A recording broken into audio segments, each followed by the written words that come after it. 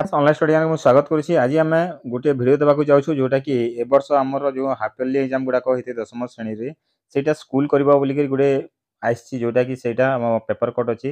ତ ତୁମେମାନେ ଭିଡ଼ିଓକୁ ସମ୍ପୂର୍ଣ୍ଣ ରୂପରେ ଦେଖ ଯାହାଫଳରେ ତୁମେ ଏଇ ଇନଫର୍ମେସନଟା ପାଇଯିବ। ତ ଦେଖ ଏଥିରେ ସ୍ପଷ୍ଟ କଲା ମାଧ୍ୟମିକ ଶିକ୍ଷା ପରିଷଦ ଆମ ମାଧ୍ୟମିକ ଶିକ୍ଷା ପରିଷଦ ଯୋଉଟା ଅଛି ସ୍କୁଲ କରିବ 10ମ ଅର୍ଦ୍ଧବାର୍ଷିକ ପରୀକ୍ଷା ମାନେ ଆମର ଯେଉଁ ସ୍କୁଲଟା ଇଏ କରିଛି ସ୍କୁଲ ହିଁ କରିବ ବୋଲି କହିଛି। ତ ଡିଟେଲ କ'ଣ ଅଛି ଦେଖ ଆଜିକା ଆମର 24/9ର ଏଇ ପେପର କଟ୍ଟା ଅଛି 2024-25 ଶିକ୍ଷାବର୍ଷରେ 10ମ ଶ୍ରେଣୀ ଅର୍ଦ୍ଧବାର୍ଷିକ ପରୀକ୍ଷା ବିଦ୍ୟାଳୟ ପକ୍ଷରୁ କରାଯିବ।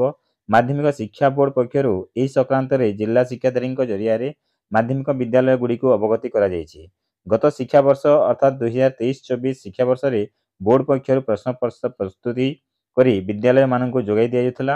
ଚଳିତ ବର୍ଷ କିନ୍ତୁ ବୋର୍ଡ ଆଉ ପ୍ରଶ୍ନପତ୍ର ପ୍ରସ୍ତୁତ କରିବ ନାହିଁ କିମ୍ବା ପରୀକ୍ଷା ପରିଚାଳନାରେ ସମ୍ପୃକ୍ତ ରହିବ ନାହିଁ ବୋଲି ସ୍ପଷ୍ଟ କରିଛି। ବୋର୍ଡ ପ୍ରଦତ୍ତ କାର୍ଯ୍ୟକ୍ରମ ଓ ସୂଚୀ ଅନୁସାରେ ରାଜ୍ୟର ମାଧ୍ୟମିକ ବିଦ୍ୟାଳୟଗୁଡ଼ିକରେ ପ୍ରଶ୍ନପତ୍ର ତିଆରି କରିବେ ଅଥବା ଯୋଗାଡ଼ କରିବେ। ସ୍କୁଲ ନିଜ ଦାୟିତ୍ୱରେ ପରୀକ୍ଷା ପରିଚାଳନା କରିବେ ବୋଲି ବୋର୍ଡ ପକ୍ଷରୁ ସୂଚନା ଦିଆଯାଇଛି।